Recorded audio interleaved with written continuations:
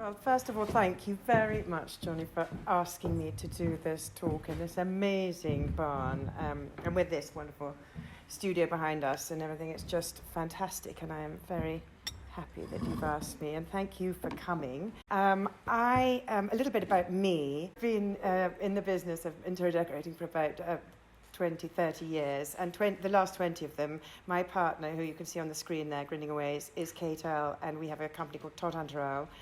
And we are lucky enough to do projects, big projects all over, mostly in England actually, but all over the world as well. And most of those projects are of a certain size that we work with architects on, I would say, nearly all of them. And so that's why Johnny has kindly asked me here today, is to try and explain how it works between an architect and a designer, how we collaborate on a job. And actually, I'm sure he wants me to tell you when it goes wrong and the thorny issue of the sort of the grey area between the interior designer and architect. And what I won't do is that, because then I won't get any more jobs, and that'll be it. So I'll be very careful what I say. But in fact, truthfully, it's usually a very happy collaboration. And then what I'm going to do now is I'm going to get my assistant here to flick pictures while I'm talking, because I'm hoping that the people on Zoom, I'll then get put down to a small icon in the corner of their screen rather than larger than life face on, and that would make me feel a lot better. So if you flick one every few minutes, then you'll see some pictures, and then you won't have to look at me, which will make me feel a lot more relaxed. So the way it works with an architect is we are brought in as interior designers as a consultant, in the same way as you have a whole team of consultants on every job. So audio-visual consultants, lighting designers, structural engineers, planning consultants, all of them we're all a big team, but we have one headmaster or headmistress, and that is the lead consultant, and that person is usually the architect. So they are very, they have a very important job, because they have to take all the information from all of us, which we feed up to them, and they have to then coordinate all that information and put it into plans, elevations, sections, drawings from which the house can be built or renovated. So the architect has this massive job, and we have really quite a small job by comparison, just providing the aesthetic intent and the aesthetic advice. The point is that the architect, therefore, is extremely busy at the beginning of a project and all the way through the project with this great responsibility. And we come in at a point, or should come in, as early as possible, because what they don't really have the time to do, and we do have the time to do, and we make sure we do it really well, is to understand the people who are going to be living in the house. So that is our massive job at the beginning of the project, is to understand the people and their, that person, that couple, their animals, their staff, if they're lucky enough to have any, their children, their life, what they do in the house, what they want to feel, their phobias, their all sorts of things come into the equation, and we have to really get under the skin of those people, and that the whole situation that they have, and try and understand what they want their house to be like. So while the architect is designing and making the outside of the building look beautiful, we're having to make sure that the inside is not only beautiful but really works for the family that are there. So we then have the responsibility of doing that, and we do it, but then we've got to find a way of putting it onto paper in such a way that we can convey that information to the architect and to the wider team, and so that they can then weave our vision of the interior into their architecture. And as we go through, I will explain how we do that. And I think the best way for me to do this is to tell the story of maybe 4 projects where we've quietly influenced the architecture of the house, and I think I think by the end of it you'll probably see how important it is for there to be an interior designer on the project, involved in the project from the beginning, because we're sort of the conduit to the client. Here we are in Chelsea. So this is a project that is in the heart of London, and it is a very unusual house, because you approach it through a door in a wall. It's as if it doesn't, it's a sort of secret door in the wall, and it's got a garden front and back, and it is basically 1 room deep, 2 stories, very long and thin, built over what was 4 gardens sandwiched between 2 rows of terraced houses. And when I was brought on, the owner had lived there before, and it was a sort of sweet, lovely, quite chintzy cottage. And at the time, he had, and we all thought it was lovely, by the way, but he at the time had a new girlfriend who luckily isn't here, so I can say that she's very sophisticated, very cool, very contemporary in her taste, also a marvellous cook, and a fantastic gardener, and really good at entertaining. And whereas he loved this much cosier, more traditional environment with all his books and things and piles of papers, she sort of swung into action and said, I think we should basically knock the whole thing down. So it was then at the beginning a sort of slightly a bit of a balancing act between how, and a challenge to work out how to make the house work for both of them, because they were so different as people.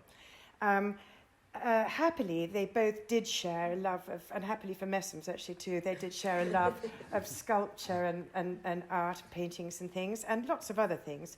But for her, the main thing was that the house was laid out wrong. It felt wrong to her that the kitchen was downstairs and didn't relate to the garden. And the top floor didn't relate to the garden either, because the garden was sort of at a halfway level. So from the basement part, you had to go up to the garden, and from the top, you had to go down to the garden, and you never felt part of it. So I was brought in and had this great challenge, and literally went away, and on the back of a sick bag in a plane, I remember scribbling away, and came up with a real radical redesign, which I brought back to London, and they loved it, and the architects loved it as well and bought into it, and we almost, it almost came out the way I conceived of it there in that plane. So this is interesting. So now you're looking at the screen, and you've walked into the house, and you're in a very sort of somber holding space, dark blue hallway, and there's a glimpse through to the back of the house, because what we did, my scheme on the back of the sick bag, was that we literally chopped the back of the house off. We made it all glass, and we created a mezzanine floor so that you walked straight out into the garden, and you felt part of the garden from all levels. And so as you go through, this is the hallway, rather quiet, dark holding space, and then you go through to this, and now I'm going to sort of introduce someone else in our life who's actually here, Marianne Topham, who helps me. If I have these ideas, I draw badly in perspective, and she draws well in perspective, and so this helps us visualize. It's very quick, very speedy, much quicker than drawing on a computer. And so any little changes the client wants to make, you can just literally rub it out and develop the design together. So then if you can see how that room then worked out, it's suited them very well. It's full of lovely things. It's sort of maximalist contemporary, and lots and lots of character. And in the middle of the house is a great big light well, which has got an enormous water sculpture by Jordi Raga, who you've exhibited here. outside, absolutely incredible. But all of this is a balancing act, because I'm balancing them, the two people, and their likes and dislikes, and I'm balancing the rough with the smooth and the contemporary and the traditional. So this has got cherry-coloured velvet walls and a great big slab of elm desk, and then this incredible contemporary sculpture to your left. And you're now moving through the house, which is completely open plan. And the other thing that I did was I realised that the stairs, which were in the middle of this very long, thin house, were so limiting, because you felt trapped at both ends. So I changed the whole idea, just sort of quietly suggesting that this was a good idea, and everyone fell for it, that it was better to have a staircase at both ends of the house, one at the far end, one at the near end. So it was like a circular space, so that you just have it's extraordinary. You have a much better feeling for it. So then this takes you into the kitchen. You begin to see the glass, the crystal window right at the back, which opens with these huge sliding windows. And then if you flick, there we go, then you see how it worked out. So really these visuals are very much part of the way we work with the architect. And the architect can take these visuals, and from that he can do, or he or she, I should say, can do the drawings which become the working drawings for the build. Amazing. So going through from that shows you the kitchen, and then this is the type of drawing we would do. It shows how we created this mezzanine to get the connection through to the glass on the side, and then how it goes on down the stairs. So you never walk down steep stairs 2 levels. You go down in stages, 6 steps, then pause on the mezzanine, then 6 steps down. So it didn't feel at any point you were really getting into a basement, which is a much nicer feeling, because no one likes to be underground. So carrying on through, that shows how we had a gallery in after that table. There's a glass gallery, and you feel like you're in the garden, even though you're 6 steps higher. And that's our drawings of the back of the house, how we imagined it might look. And then I think you'll see that that's pretty much how it ended up looking. So the story, I think, carries on just a bit through. We see the bedroom. We saw the amazing Yordi sculpture, which was craned into the house. Absolutely sort of a very brave move. And the story of this house really has quite a happy ending, because somewhere about 3/4 of the way through, they did get married, and they sometimes say that it's because they were enjoying the whole process, and the house is enough to know they had some common ground at least. So there we go. So moving swiftly on, this shows you there with this lovely staircase coming back up to the hall with a lovely Bill Amberg wrapped leather handrail, and back up to the hall where you came back in. So now we've done the circle of the house, and you're back in that hall where we started. So that's the looking back from the garden to remind us. So my next story is, how are we doing for time? Not too bad. My next story is of something completely different, not a contemporary house in London, a massive country house, Madresfield Court. It's a well-known house. It's open to the public. It's a beautiful moated house in Worcestershire, and it too has a happy ending to its story. But at one point during its history, it had a very unhappy time. It's the story that Evelyn Waugh based Brideshead Revisited on, and the Beauchamp family, Lord Beauchamp, who lived there, was this sort of incredible character, absolutely wonderful, but he brought sort of great shame at the time on the house because he was bisexual, and he was sent away under the cover of darkness to Paris, where he wasn't allowed into England because of this great shame. And the house had a sort of heady moment, which was the sort of Brideshead story just after he left, but actually it all went into terrible sadness and disrepair. It was mothballed, covered in dust sheets, and when I was brought in to help bring it back to life for the family, which, by the way, it's been the same family for over 1,000 years, but it hadn't had anybody living there properly, no children there for over 100 years. And literally, it was as if they'd walked out and left it. And we had to create a really happy family house. Now, for a start, it was incredibly spooky. I mean, it was the most spooky. I'm not like that. I don't really feel it, but I felt it big time. And on top of that, the architects who'd come up with the original scheme had designed it. It's enormous. It's got moated, but around this big central courtyard. So it really takes a long time to get to the front door from the main bedroom. And they'd done this really pretty sort of strange plan where they'd put the kitchen into the old servants' kitchen where the windows were up high. You couldn't see out. They were freezing cold, north-facing, probably the nastiest room in the house. And I went for my first meeting and I said, look, I'm really sorry to tell you, but I think your kitchen is in the wrong place. And my lovely client said calls it her glug moment, because we then put the project back 9 months. We reapplied for planning. And we got planning to put the kitchen right into the bang in the middle of the house.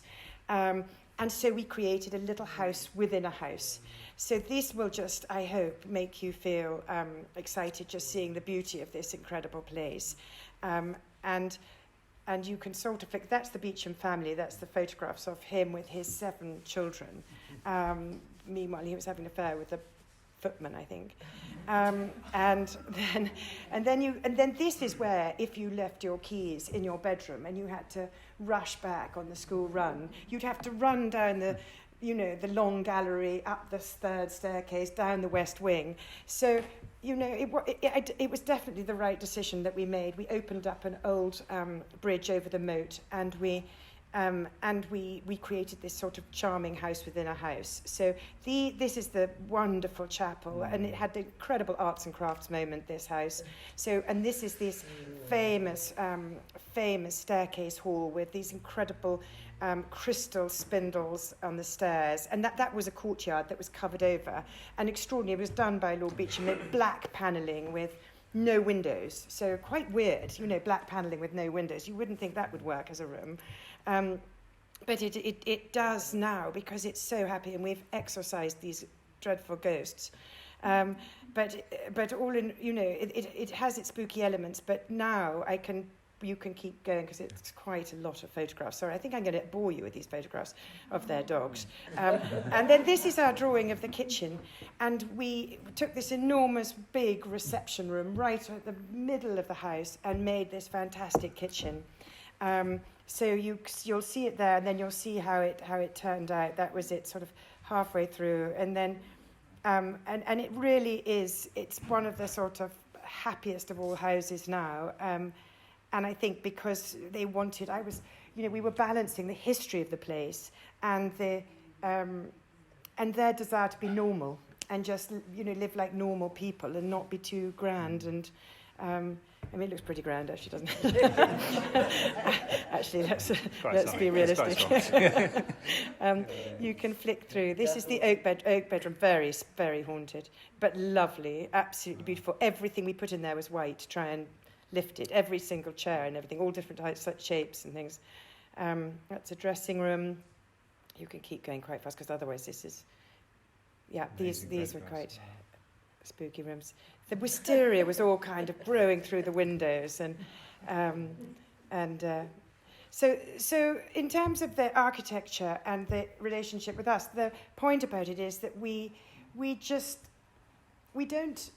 draw the architecture. We just quietly influence it. We think about how it's going to look from the inside, and visualize it. Then we draw it together, and slowly, if everyone buys into the ideas, it affects the whole architecture of the place. So my next story, because we're going to have only just enough time, I think I get a bit carried away. I love my subject. We're back in Knightsbridge now, in London, and this was in Edgerton Crescent, a very lovely London crescent, very narrow houses, sort of the shape of a wedge of cheese because they have to be in a crescent, if you like. And our challenge here is a very London challenge, which is that it's a very small floor plate on each floor. So each floor, 1, 2, 3, 4, 5, 6 floors on top of each other, not connected to each other. And it's very difficult to live like that in London. You know, you feel very disparate from your rest of your family. And in fact, these people were even using an intercom telephone, you know, lunchtime. And so it's not an easy shape of house to deal with, and they're worth an awful lot of money. And so you want to have a successful layout. So what we did here was we drew these. What Marianne does so brilliantly is she turns them into watercolours at some point when we start thinking about colouring. So we were balancing traditional and contemporary. So it's wood panelled when you walk in, but it's contemporary wood panelling. Carry on, don't worry. Have you Don't failed worry, me? no. Okay. It's always the AV. Well done. Thank God you're here. Carry on. Okay, and so it's contemporary panelling, and you look through to the kitchen. The kitchen is in the main part of the house again. The same theme of what happens now. Everybody really does want their kitchens to be right in the bang in the middle. I'll tell you what I did with this house was a lovely couple. He's from New Zealand. She's American. You know, I had to really try again and understand them and their way of life. They had 2 little girls. They love contemporary art. They wanted to be connected to their 2 little girls who actually then had a playroom downstairs. And so we did the same thing again. We took off the back of the house into enormous sheets of glass which pivoted. And we made a gallery in the kitchen so that then she could be in the kitchen, but she was galleried down to the level below. So she could be chatting with them, seeing what they were watching on telly, doing all that. And the house, which was so narrow, we put mirrors on both sides to try and make it wider. And then we had these big, enormous pivoting glass doors so that you felt like you were part of the garden. And again, we drew it, scribble. And then the ideas started to flow. And then the architect was fantastic and got permission for it. And it's something that we've repeated, and other people have repeated as well in London houses, to try and get away from this. The 2 challenges are you always have that double drawing room on the right as you walk in, or on the left, with the 2 fireplaces, and then you just have stairs, and all these different levels. So we were. Yes, you're going down. That's good. Yeah, so that shows. Yes, we're working. So that shows that the drawing room, this is a sort of a hallway drawing room. Another thing that often happens is this combining of rooms. And then this is looking through to the kitchen, through to the gallery at the back, and again through to the garden with the big glass doors. And then that's the glass doors shut and the dining room table, and that's them starting to open, where they start to do the pivot. And when they're literally full open, you hardly see them at all. So they're very. So that's that feeling there, and you can just see the glass, and you can lean over the glass and chat to the girls underneath, and make sure they're feeding the rabbit or something. And if you go on, that's then the garden from below, and that's the doors from below opening, but they're double height. Do you see? Yeah, exactly. And if you keep moving, you'll see this is standing back. You're now in this playroom. Again, we're juggling, balancing the fabric walling with the glass because of the acoustics mostly, to try and keep it warm and working. And now you get the feeling on the left-hand picture. You can see me. I think I was pregnant. Perhaps not. And I was standing down at the bottom, and then that's the owner up at the top. But that was really fun because then it's interacting with the garden as well. And Amazing. of course they've got a Damien Hirst in the children's playroom. Keep going. And then we have Marianne's perspective here of how we conceived it at the beginning. And it's not far off it, it's pretty much the same thing. Amazing. And the famous panda chair, which I can't remember who made it. I can't. Hands You crossed. can. Anyway, then this is upstairs, the drawing room. gives you an idea somehow. These are very contemporary pieces of furniture, rather aspirational, the sort of thing I'd love, but can't afford. And keep going, and then that's it, lovely. Anish Kapoor painting above the sofa. Julian Schnabel above the thing, lovely. You're making all the right noises. And then this is in the master bedroom. Yes. Classical. Yeah, suddenly quite different sort of feel, a bit softer, easier. And that's just showing details of fabric walling and lovely marble basins. And this was fun too. We in the roof, we took the ceilings out and went right up into the roof void and made lovely big sort of shutters and panelled roof. So, all right? Yeah. Concentrate. And then I'm going to finish with a quick whiz through a project in Sardinia, only because what this does is it illustrates something a little bit different about a relationship between architect and designer, which is that, we're all learning all the time, and the world of architecture is changing all the time, and the materials we're using are changing all the time. And so for us, I learn a lot from the architects I work with, and I'm so lucky to work with some of the very, very best. And we're doing a project near here, new build at the moment, where we're using, to completely rethink of a contemporary country house and using new materials. And this was a new build as well in Sardinia. Well, it was a rebuild.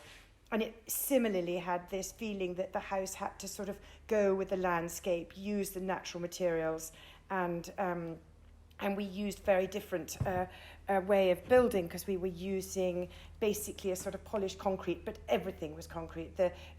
Everything was sort of moulded out as if you were in a cave. So as you go flicking through, that's us doing our drawings, just working out. So did we get involved with the architecture? Yes, actually we did, because we were trying to work out what they wanted and taking a brief from the client and getting to know them. They wanted spaces, cosy little cottages where you had great privacy for your guests, and you each had your own little veranda. And so it just shows it. This is just after it had been built, but shows all the different verandas and shows how we were working with the stones and with the things that the building didn't stick up and look kind of new and garish. It just rolled down the hill with these wonderful sort of stones.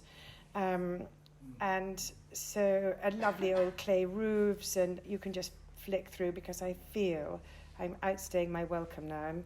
I'm boring you to sobs with with it. So but this shows the drawings and how they, yes, exactly. So just to get the feeling of how it would all work. And it's interesting doing jobs abroad too, because you need to be able to draw it all well and work with the architects. And then when you get sort of just probably one screen further, you start to see this concrete. All the floors were, well, a bit like this, but mould. All the benches were sort of moulded, all the beds, everything. Keep going.